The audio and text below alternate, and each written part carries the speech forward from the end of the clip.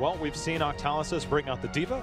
We've seen them bring out just about everything that they can. Just when we think they're going to play standard, they bring out the Valeera. It doesn't matter what you think they're going to bring, they will bring anything. For simplicity, they brought a lot back in game number 2, but they still find themselves down 2-0 as we enter game number 3, and whether Octalysis can close it out. I'm prepared to label them the anti-meta at this point. I want them, they are the anti-meta until they decide to deviate, or either stick to the norm and, decide we're going a step back, we're going, but as long as they're bringing out these wild picks, constantly getting that deviation, they are the ones, they make the meta through breaking the meta here.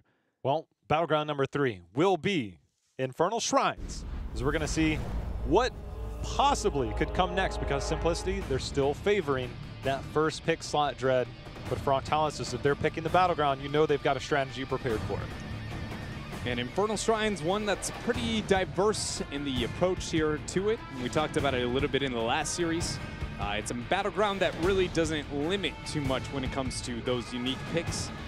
Very many playstyles available. The large reason for that, why, for anybody maybe wondering why I say that whenever talking about Shrines, is it's one of the few battlegrounds that the battleground objective spawns. I don't really have to fight, and I can still make an argument objectively that shot calling-wise, that's going to gain me more than it actually loses you, right? And there's a couple other elements when it comes to the wave clear and things like that around that shrine. You talked about the waves of 10. It's pretty problematic, but that is why Infernal Shrines is one of the more diverse maps. Well, we saw Team Freedom just recently last weekend on Infernal Shrines basically do everything but fight on the objective for a long while. Today, they had a very different approach where they focused fully on the objective, didn't find the value until a later part in the game, but things like that do come to mind as there are diverse playstyles on this and very diverse metas. As we know, Alexstrasza was kind of born on this map where people are like, wait a minute, Alexstrasza Dragon Queen so strong. So that can come to mind when we look at these, but it opens up so many different playstyles that could potentially be yet to be seen. Maybe the return of Sylvanas.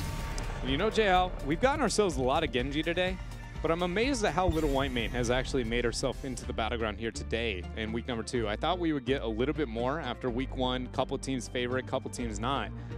I mean, even if there were changes going in, I didn't feel like they were devastating enough to put her into that kind of position here. And this is a battleground where I'd like to see her come to light here. Maybe one of these two teams. I say that, but we've also got more Karazim and had some of our Karazim players kind of showing in day number 1 here.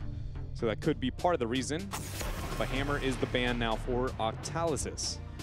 So with this draft, Maiev Medivh have to be either banned or they'll potentially be let through. It's a matter of, does Simplicity have the comfort factor? They're banning Medivh, putting the onus of banning Maiev on Octalysis. We know K1 Pro has had value. It's very easy to get tether value in and around the shrine. So I think Simplicity would be more than willing. It's a matter of, is Octalysis okay with that, dealing with that style of play, one that they are very comfortable playing themselves? It's going to be interesting too when considering some of the warriors, at least for Simplicity. Maiev is banned, so not an option there for K1. But between with Diablo banned out, how high does Murden fall in these situations, especially with a first pick Deckard here for Simplicity? But how far does the Murden fall in this list, right? Because Murden doesn't, he's not bad on Infernal Shrines, but I wouldn't say it's actually one of his better ones, purely on these little things keep spawning in the way of my Stormbolts, and that's the targets I want to kill. And just with Johanna, kind of throwing out the table, we haven't seen too much. Oh, wow. I was going to say, Abathur's let through, and this is something where if you do just want to be different, this is where it's at. And normally when we get an Abathur, because he isn't let through that often on battlegrounds where he gains value, this is one of those situations where having it with a Genji on top of it, that is already a lot showing, not so much in the macro focus, a lot in the skirmish focus. So if you are in Infernal Shrines and you are Simplicity here, you immediately go, I'm worried about macro. I need to find a way to get away from the skirmish. That shows interest towards it with the Dahaka pickup for the offlane. It's going to be one of the best tools to survive on a Genji Abathur gank in an offlane, but there still needs to be more here. Looking towards the ability to manipulate the battleground and not have to trade into that Abathur Genji. Well, the Dahaka also takes care of potentially Abathur pushing. The thing that interests me, again, I can't stress enough how impactful Draded was on LFM in Phase 1 on the Genji. It was world-class numbers on a team that struggled for wins. We saw them play an Abathur the other day. It ended up being a mix-up because Justin, former Abathur main, ended up having a warrior in the middle of that. With Genji, is it a Prismat going to be playing that with Draded on Abathur? Is it vice versa? Or does Justine get in the mix? With Octalysis, anything is possible. So it's always kind of interesting to see, what do I ban? Yeah. I mean, they could do anything. This is one of those weird moments where, based on how confusing the draft priority has been by Octalysis, it puts it in a position where you go, is that even the solo support, right? Is Bud somehow flexing his way over to the Abathur, and Justine is going to be on that off laner, or off hero compared to what we expect? Or is Justine kicking it back to his classic Abby for us in the squad? At this point, I don't even feel like I should have the right to say anything over these next two picks. It's just going to be like Octalysis. Well, the Valera also, by the way, potentially could be here. If they are going to run solo support, the elements that you always see with solo support Abathur comps are self-survivability and mobility. Raynor, self-heal plus armor at level 4. Yeah. Well, bonus armor at level 4. But you get the healing already. Johanna, self-heal. The Condemn, the Iron Skin able to walk away. Genji, mobility, and a deflect. So they do have the elements around that solo support Abathur. They do definitely have the elements. But again, the macro concern is definitely something that's got to be a little bit here for simplicity. We'll find out. Gleaming Tychus, interesting selection coming out from them, but these two actually used to be a really common Korean duo. The thought process more often than not behind it, especially when you have a weak support, it's something that doesn't have a burst steal like Uther or Rhaegar, would be you just go the bigger they are. Li Ming immediately gets a reset after you put him down below 25% HP, and you just blow up the fight in that manner. Stukov should not have the burst healing to be able to deal with that, but in theory, Lurking Arm is a tool that could be used to kind of stop that all-in capability here. I mean, is this a meta comp? I mean, it's not solo support Abathur, so it's not too wild. It feels Abathur Genji, we know, has... It feels like it is, but at the same time, it's kind of not, in the sense that, like, the support with the Abathur Genji and the Warrior, none of them are on the same tone of like how they want to approach it. Like Stukov doesn't aid Genji that well when it comes to his mobile healing. Yeah. Johanna, wants to play it a little bit slower with the Stukov, but Genji's going to be diving deep. And then you don't have the, well, the argument is, well, we have a solo support Abathur. Well, that's not really the case here. So I look at this and I go, it's definitely more in the meta vein, not as anti-meta as we would like. And I don't know. Honestly, I have a little bit of concerns for Octalysis committing to the Abathur as early as they did with the Genji and then not necessarily dominating the macro. I'm not sure Simplicity has the tools, but I do think this might be more competitive than the first two games.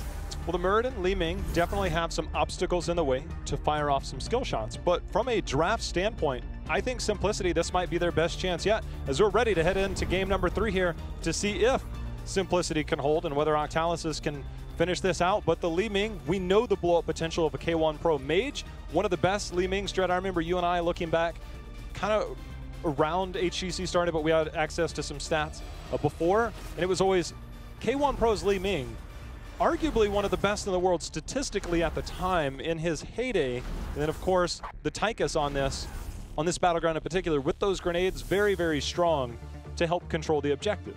Yeah, it's again, based on that theory of like knowing that they're going to spawn in bulk, right? Everybody kind of whittles them down. Tychus has one of the best ranged immediate nukes that just go, thank you, for a small set of those, 4 or 5 coming in. And Tychus, this is kind of his battleground, really is one of the few that he has remained meta for. And a lot of it is his control and fight around the shrine itself, and then being able to force the siege with the Punisher, an objective we look at and we go, doesn't always gain the most value possible. I really actually like Simplicity's composition minus Infernal Shrines, and it's purely the Li Ming. I just go, I it's get more difficult. I get the Tychus Li Ming, and I get the thought process, soften him up. Li Ming goes, here's the dominance value, but I just don't know if, again, on this battleground, it's going to have the setup that they would desire to have. But beyond that, I really do think they have a lot, and Octalysis started that, their own anti-meta kind of flavor, and then quickly went to like, maybe we're going to play this a little bit normal. It seems more normal than what we've seen the last 2 weeks. The one hero that we saw come out at Eastern Clash, we saw it earlier today in Europe, on this battleground is where it really started to come in, was another mage style, Kael'thas. Kael'thas extremely susceptible to dive until he finishes his level 1 quest, which is an uncapped talent with his Mana Addict. You get the shield. After you have 20 globes, it obviously gives you that bonus mana, but you get a shield equivalent to your max mana. So it does help you survive against dive in those situations. So it has been a different option we've seen on other teams so far. Maybe it's something that, because it's been so far out of the meta, maybe not as practiced recently. The one other thing that it can do as a Genji player, you've seen Genjis go against that. You hit him with that living bomb. It's like Genji has to make the decision. Am I willing to eat this damage, or is this the moment that I use my deflect for? And it's always kind of that counterplay of, I'm going to try and force that out. You're going to try and force mine out. We'll see who has control. Just something that we might potentially see in other games if we ever do really get the Genji let through, which is very rare. Yeah, it is very rare. And the Kel'Thas is, you know, since we got it a little bit at Eastern, was the first place. Tempest was one of the first teams willing to break it out. I was immediately like, I love this. Like, I want to see more Kel'Thas. I think that the kill potential that he provides purely through Gravity Laps is a little unrivaled in the support role, and he does a lot of things really right. But I can't help but feel like the more I've watched him at the highest end, it feels like he is only good as a response to opponents that are willing to take the long sustained fight, and then he quickly goes, chain bombs are going to be a problem then. Like, it makes it to where it's like, oh, if you want to take that sustained fight, I'm going to make it really hard for you to do that, rather than that all-in kill potential like we used to kind of know from the Kel'Thas. It's just one of those interesting things since he has been reworked / kind of nerfed over the past 6 months. Yeah, the threat of a double Genji, though, is always going to be terrifying. It doesn't matter what hero you're on. Li Ming, Kel'Thas, I mean, basically anybody can get it. Even Garrosh has a hard time with that, and I feel like he's the one hero in the game I go, you know, pretty much set anybody on the other side, and I'm willing to go toe-to-toe with it.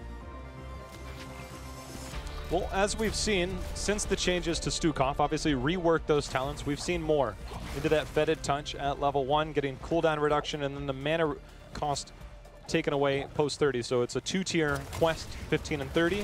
The small thing I've noted when it comes to that talent is I've really enjoyed it on maps like Towers of Doom as an interrupt tactic. Super poke. Yeah, any Cursed Hollow, any channel objective where you can constantly use it as an interrupt opportunity, I really like that new kind of adjustment here. I don't think that it's necessarily a misplay by any means on Infernal Shrines or anything like, but just highlighting those battlegrounds, it really stood out to me so far. Yeah, we've also seen kind of the coupling of that with the level 7 for the increased range. And so on those poke style, like the towers that you were talking about, or Cursed, you get that extra range on that short cooldown. It's pretty terrifying to deal with because you're just like, can you please let me channel? Stop hitting me. Well, it's even more so because I think more often than not, you know, very rarely do we talk about some of the elements missing that certain heroes do within their role. And what I mean by that is, how often can you depend on your support for an interrupt to a channeled objective, right? Deckard has 2 very long cooldowns. Malfurion used to be amazing. Elune's Grace, Moonfire, he was an outlier in that department, to where on battlegrounds like Cursed Hollow, he would be, you know, very, very stand out. And because obviously Elune's Grace is no longer, rip in pieces, man. Thank goodness. It puts it into a position where it's like Malf is still one of the better ones, but his range is so short that it costs him more often than not. Scroll of Sealing along with the Stormbolt. We do see the passive use there from Buzz to make sure he gets his maximum healing. Not available for Calf. Ooh. Takes quite a bit of damage there out from Prismat on retreat. Yeah, the return damage, the knockback there from the Rainer was really good, but the threat of Draded, and this is one of the things, is that Dahaka will win out. I think Zun ended up eating a bit more damage than he anticipated from that.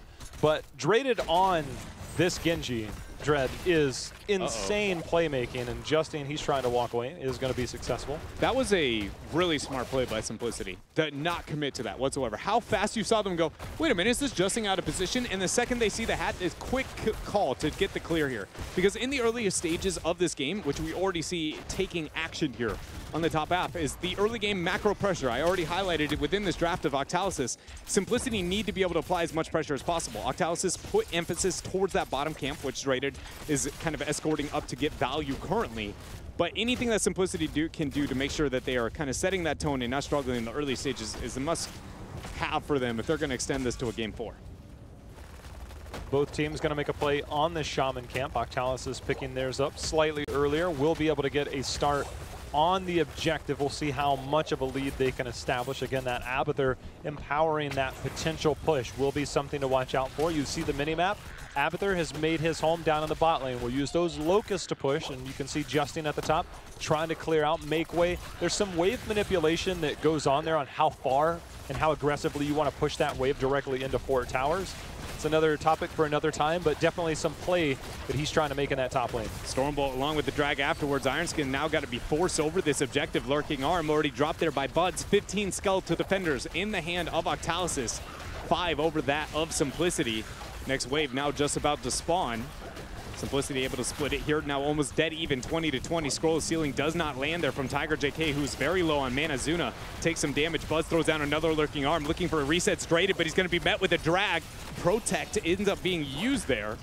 And look at this, survivability from Octalysis. Simplicity, 8 skeletal defenders now away, J-How. And they're establishing the lead, but here comes the Lurking Arm. Let's see if that's enough to zone out the rest of Simplicity. There's going to be a nice heal coming in there, keeping him alive. Justine's getting bounced around. There's going to be the root. There's going to be the follow-up drag. That's going to be first blood, and 39 to 38. And it will be enough for Simplicity to get objective number 1, Dread. That was ridiculous amount of focus from both teams. The minute that initiation started, both skeletal defender count dropped. Everybody worried about getting kills onto the heroes.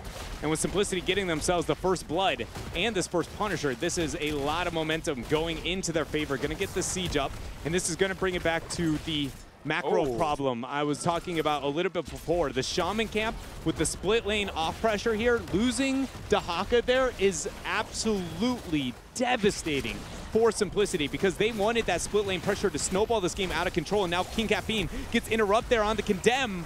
Another kill here. Things go from bad to worse for Simplicity. They also didn't get that tower down, which since the exchange in terms of experience, the tower in that mid lane, Mule was picked up by Abathur, so we'll be able to control that as we go on. Of course, Justine also on that level 7 talent, picking up Subdue. If you can hit 4 people with your punish, you have that permanent. There's no tapering off of the slow, but just hitting 2 heroes, the amount of slow that you get out of that, we've seen the control of it. It was really, we saw a lot of it start to come out from Caterpillar. It's one of his staples. He likes to run a lot, but we've seen other players around the world start to pick up on it more and more. As long as you can control a few members, that slow there, allowing the likes of like a double Genji to get in there, very threatening.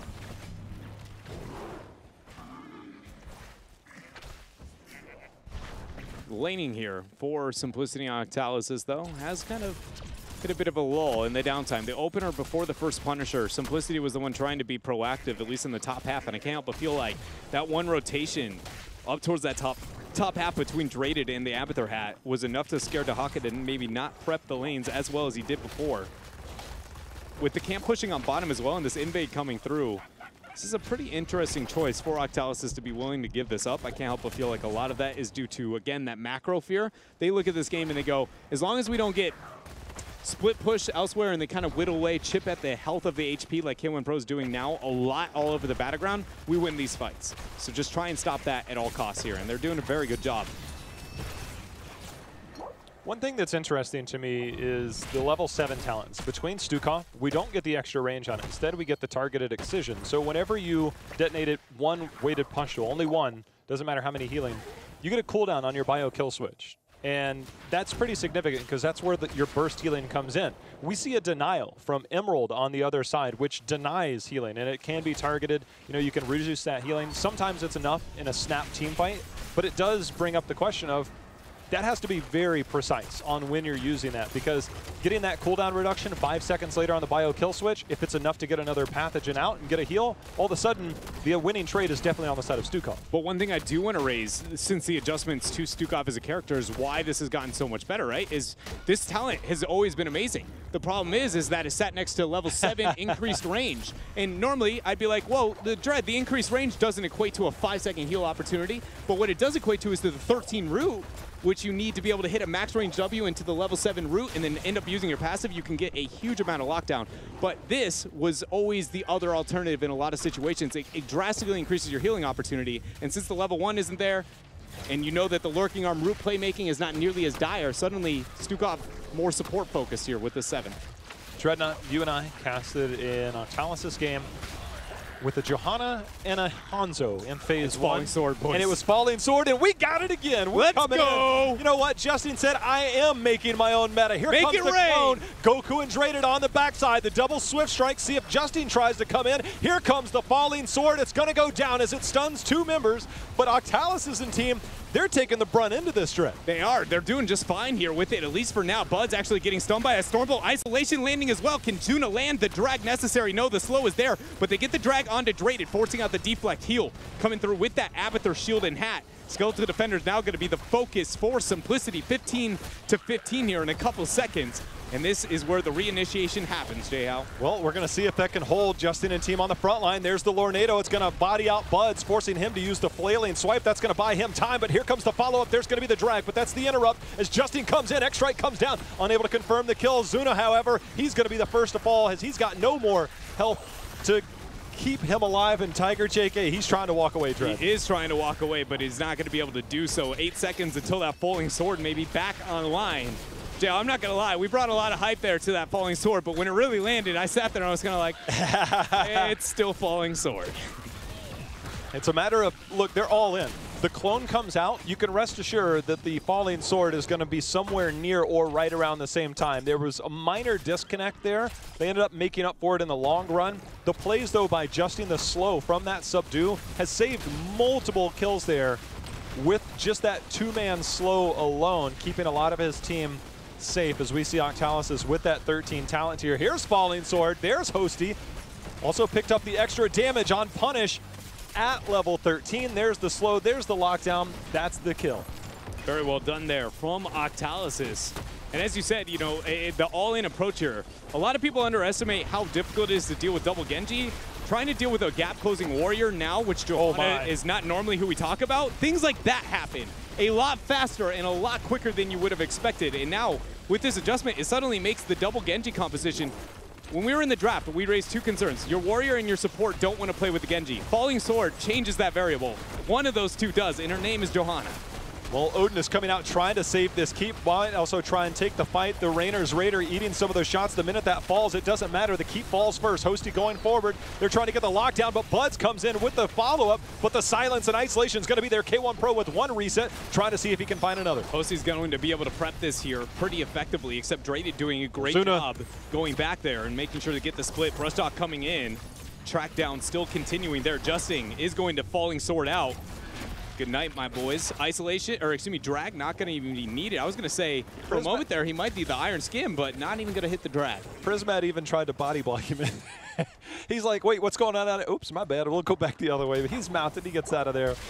But Octalysis Dreadnought, all of a sudden they're up 2 levels after all that and have that keep advantage. At this point, it's without Simplicity getting a big enough maybe advantage when it comes to the structures. The Avatar extra experience that he provides to the battleground, mainly over that bottom lane, always able to soak that for Octalysis if needed. It does feel like we're hitting a window where if Simplicity doesn't force before the 16, then they find themselves on that long trekked kind of 16, 18, 17, 19 fight, and those are more often than not, when we rely on those, we're kind of painting a picture that is a bit idealistic. We saw Simplicity in a similar situation on Volskaya. They made some very good plays, especially pushing that top lane, forcing the response. They don't necessarily have the same sieging gray main approach that we saw before, but they do have tools available. The other thing is that it's not necessarily the most condemning part, no pun intended with Johanna here, is that you always have Odin for defense, which is one of the best defensive tools that you have for objectives.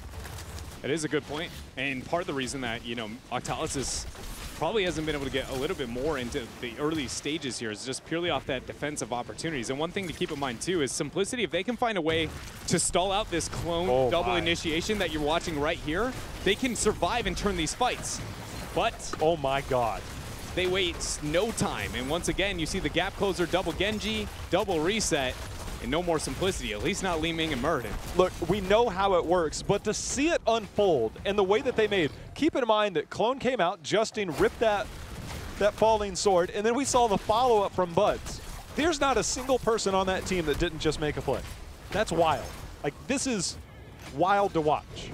I mean, how do you prepare for this? All of a sudden you show up and you're like, wait a minute, I'm not expecting double Genji Falling Sword. That's the part, is that Octalysis, there's something to be said about, okay, we have a couple of crazy drafts. You look back to Team Liquid last year. We know they're running Lost Viking Zarya. Eventually, teams adapt to that. But what happens if the variable that you have is constantly changing? That's what Octalysis is trying to bring to us with their playstyle. So it's very different than maybe some of the other adaptations that we've seen. It's kind of removing the opportunity of, like, know your enemies almost greater than your friends, right, in that kind of situation, because if you can never even understand your enemies, it's very difficult to really ever figure out how to approach here. And 16 without oh my goodness, is out the window here for Simplicity. as we see the all-in attempt number 2 with the falling sword, double Genji. Simplicity falling low. No resets available quite yet there for Drake. It goes in on Dazuna, draws a passive flailing swipe, gonna get pretty good value. Hosey on an island now dealing with he just completed that condemn. He just completed subdue. So now Justin goes from I'm a playmaker with my punish to good luck. I mean, everybody you hit, 80% slow, and it does not decay. I mean, that is crazy value. Very rarely do you see that one finished, by the way. It's fun when it is. And for anybody, you know, wondering what does that even look like? I mean, it's like old upgraded Rhaegar Totem, to give you an idea. It's not a stun, but it might as well be. Like, it's close enough. The difference between punish at this kind of level and, you know, a stun is, number one, you can control your character, you can cast spells, but you definitely aren't going very far. Well, Mortar Punisher, one of the easier ones to deal with. Let's see if we get the Odin out. Well, the Odin, excuse me, it was used in that last fight, so they don't have the Odin available, so they just have to stand back, try and deal with this. Nice bait over by Hosty, making sure to use his dash. Their clone is out here. Falling Sword is up, but X-Strike still 3 seconds away. Here comes Falling Sword, though. Falling Sword, Drake trying to get a reset onto Tiger JK. Lornado already going to be popped. Justin zoning off here. Buds, though, actually getting pulled in. The leap from the Punisher is the real MVP, buying time for Buds to get his passive out and survive this skirmish. J-How, that 3-man leap was value. That slow there is, we see just an assault. This is the onslaught of Team Octalysis. The O stands for onslaught, and that is exactly what they brought this entire series, doing it their way, in the only way that they know how, and that's in any way they feel like it. Style, maybe the word you're looking for. Swagger, I don't know. I'm not hip enough to really come up with a full list of these words. I want to, okay, look, this was probably the most standard meta comp we've seen from them outside of one game last weekend. But they come in here and then they're like, but what if we run Falling Sword? And just like, it looks like meta, but we're doing it different. This deviation from them in this last game is, for me, the most beautiful of them all, because that takes a tool and an element that you often hear me kind of rely on and ask of teams, right? And it starts in drafting. More often I ask it in laning situations for them to adjust, but heroics are always a great place to bamboozle your opponents as well. They don't always expect that kind of thought process. Like, we even did the same thing I guarantee most opponents would do, is you see the Johanna, you go no gap closer for your Genji, that might be difficult. But again, you're willing to change what you do in order to approach that. And Falling Sword has been changed. There's been a couple adjustments to make it maybe a little bit more relevant, but let's be real here. It still doesn't necessarily pack the same generic punch in a lot of cases, but when you need a dive buddy and you've got a Genji and a double Genji behind it, it makes it a lot more realistic here. And so that kind of play and deviation from Octalysis, we see more of that and less of the kind of wild card factor and the more Joker kind of esque picks like we've seen before. And I go, that's the stuff I love to see from Octalysis. I adore that last composition for them. Even the fight that we got where it seemed like, well, they dove mid-fort. They got 2 behind there. Even Buds was in on the follow-up. I mean, there's just been so much follow-up each step of the way that it's clearly coordinated. It's clearly practiced. It's insane to see the way that this is unfolding for these teams. It's very difficult, as you've highlighted, to respond to for an opponent. A lot of teams, I think, are going to have a difficult time, and it makes it that much more exciting now, especially after Dizay's results with the series #1. And, you know, some of the kind of upper echelons of North America, when they go up against Octalysis, what does it really look like? Does Octalysis revert more to traditional meta, or do they in fact commit to this, you know, unique approach, or is it what we get in the last game, where it's like sticking to meta, if you will, not that far off, but then adjusting their heroics talent builds to have a very different playstyle than expected? Well, we get to speak to the mastermind himself, because we got Justin here for the interview. Justin, you're doing it your way, man. Congratulations on the victory today. But tell me, did you just say, hey, look, we're going to draft normal at the end, but we're really going to bamboozle you with the Falling Sword? I mean, a little bit. I don't know if that's normal. I guess in Europe, the Abathur is pretty normal. But yeah, I mean, I think Falling Sword's underrated. And I think most teams probably get flamed if their tank player suggests it. But mine has to listen to me, so I pick it. Look, every time I talk to somebody around you guys, it just seems like there's more. There's more. But by the way, there's more. At what point does this chaos end? I mean, there's only so many hours in a day you can scrim. How much of this is your prep in terms of theory crafting versus applying that in scrims to bringing it here? How much of that actually gets through to what we see? I'd say at this point, we've seen a pretty good amount of what we can do. Part of what our weird strategies are meant to do is if teams have to ban it or play around that, and they give us just a stronger meta comp than we should get because of that, because they have to ban our weird stuff, then we just get a better draft and we can beat them standard. So I just think more teams should probably have some special strategies like this. But yeah, there's more stuff, but it doesn't get too wild. Well, we have kind of wondered, right, about how this will stack up. With all due respect to the opponents that you've started out here in part two, they're sitting below you in the standings currently. When you go up against the upper tier, the upper echelon of North America, do you feel like this success can continue? Because when I talked to Milk and Cookies, he said, look, we had a meeting. We've talked to the players. They want to do it their way. It's what worked last year. Does it feel like this is a step in the right direction for your team to work against the upper echelon teams? Yeah, I think we're in a really good place right now with our strategies and with our scrim results.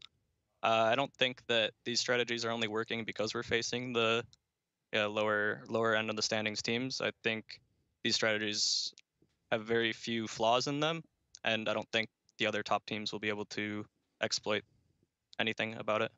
I'm not going to lie. I'm eager to see where it goes. But before I get any deeper, I'm going to send you over to Dread. So I want to hear what he's willing to ask you about all this. My question's a little bit weirder, I guess. Mainly, it's just because you guys have such a unique approach, obviously, to not only the drafting and approach to just Heroes of the Storm in general as it currently stands. I'm curious as to what it takes to learn from these compositions from a scrimmaging perspective, especially, you know, with the confidence kind of displayed there and talking about the lack of holes that exist. When you do get pressured with these type of comps in scrims, what do you do to make sure you can actually identify the pros and the cons of the composition versus maybe struggle to learn how to play? Because with how diverse they are, I feel like that's got to be a little bit more difficult for you guys. So we have very specific strategies that we play depending on which map it is. So we'll have like 1 or 2 strategies for each map, and we'll have adjustments we can make if we think the strategy is strong enough. So basically, if they were to pick or ban anything from the last comp we just ran, we could still run a similar comp that would do the same thing that that comp does, just with some heroes substituted. So there's really no way to beat it in the draft, I don't think. Yeah. And if we do lose a game and it feels like it was draft, then we just go back and we check it, we see if like playing certain meta heroes in place of those heroes would have been better, if it was better to just play standard or not. And if we have to play standard, we do, and that's fine. And by filling in those meta heroes, does it make it easier to, again, understand like the value and impact of maybe those less relevant heroes when it comes to like, here's what a Murden did, what does a Johanna Falling Sword kind of do in these situations? Yeah, we can play meta and we can play our weird stuff, and I guess it's basically just what feels stronger. Yeah. And I think that since we can play the weird stuff, it just makes us way more flexible in the draft, so we should get winning drafts pretty much every time. No, Like the Murden was a more recent thing for us. I haven't played Murden in 2 weeks. Like I just played it today in warm-up because we made some adjustments. We're like, maybe we should play Murden. Because, I mean, he's good. Obviously, he's a strong meta tank. And, I mean, it worked when it works, so. Yeah, no, it was really awesome, and actually, I just want to congratulate not only the victory here today, but the kind of thought process when it comes to the draft and just demanding resources from your opponent is something that feels like it hasn't been too common here in North America, and I'm glad to see you guys kind of attempting to bring it back here. Well, Justin, with your record, you're sitting at 5-4 after today's victory. We know that it would be almost an impossible climb to get that automatic qualifier spot. You have Endemic on Sunday, which if you can beat them, it does establish you more towards the middle of the road, maybe towards that upper part. When you look at Endemic, obviously that's an important factor for you guys getting into the playoff higher seeding. But when you look forward on your schedule, is it a matter of we need to test our mettle, test our meta potentially against some of these teams to refine it for the playoffs? What's the strategy in the long run when you look at a much tougher schedule going forward? I think the Endemic set should probably be a pretty easy 3-0 for us. I think they're a little weak right now. Our week after that against Tempo and Heroes Hearth is definitely going to be our biggest challenge, especially because we're not going to be able to practice with them leading up to it, because that's how practice for HGC works. So, I mean, we're just going to refine our meta and make sure that we can still play standard. And we kind of have like our own meta, so I don't think we can really get like banned out of what we want. I don't really think teams can counter it too easily, because we don't really leave our draft open to like a percentage chance. Like there's pretty much no, like I don't leave the draft up to chance ever, where there's a % chance that they take a certain hero, then we're just totally screwed. Like that doesn't happen. So I think our strategies will work just as well against Tempo Storm and Heroes Hearth as they will against the rest of the teams. The minute I see you main tanking Murky, I'll know we've gone full crazy. But for now, man, what you're doing is working, and the floor is yours for any shout-outs you got. All right. Shout-outs to Twitch chat, first of all, very important, as well as shout-outs to Yukai Chow and the Octalysis group, our sponsor. They've been great so far. Oh, you can't really see it, but here's our thing. Shout-outs to them. And, shout-outs to all the fans who are supporting us, and shout-outs to my team for letting us play weird stuff and not flaming each other when we lose with it sometimes. Well, Justin, we're looking forward to more. Congrats on the victory today. We'll see you again on Sunday. Thanks, guys. Dreadnought, we've heard from the mastermind himself, is that there's no limit to what they can do, but they seem to be prepared for anything.